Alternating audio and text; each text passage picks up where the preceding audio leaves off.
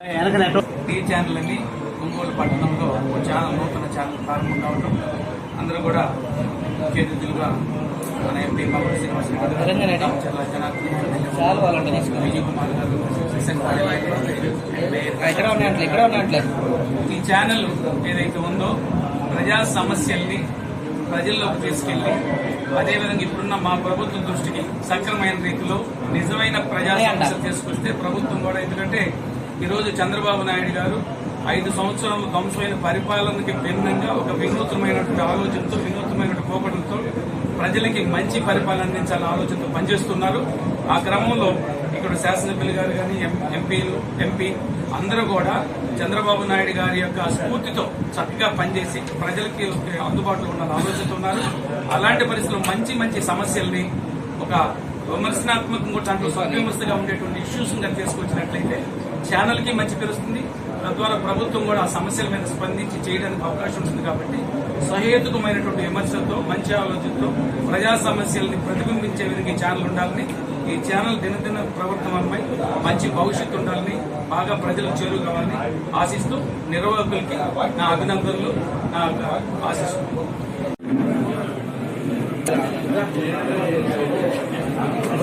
Sir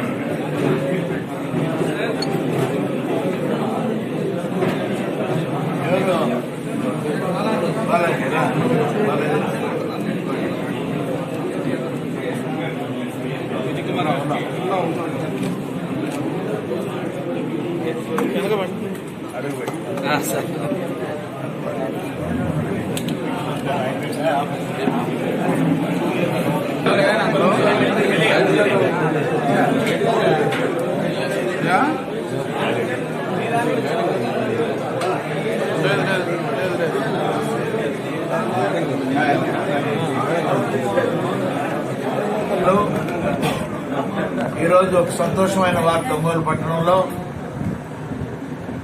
కొత్తగా tea channel అనేది ఒక న్యూ ఛానల్ రావటం, సిటీ కేబుల్ విజయవాడ వారి అనుభవంతో, వారి సహకారంతో డాక్టర్ సీతారామయ్య గారు, వారి స్నేహితులందరూ కూడా ఈ వెంకటరమణ బ్రాడ్కాస్ట్ న్యూస్ అనే కొత్త కంపెనీతో టీ ఛానల్ ప్రారంభం రావటం అనే దాన్ని మేమందరూ కూడా వారికి శుభాకాంక్షలు కూడా తెలుపుకుంటూ, ఈ సమావేశాన్ని ముఖ్యమంత్రులుగా స్థానిక శాసనసభ్యులు శ్రీ రామచర్ల జనార్దన్ గారు, అదేవిధంగా సంతనూరుపాటు శాసనసభ్యులు సోదరులు శ్రీ విజయ్ కుమార్ గారు, పెద్దలు నోకసారి బాలాజీ గారు, మేయర్ గారు తంగాడి సుజాత గారు అందరూ ఈ సమావేశానికి రావటం, ఈ ఛానల్ అనేది చాలా అవసరం ఇప్పుడు ప్రతి ఒక్కరికి కూడా.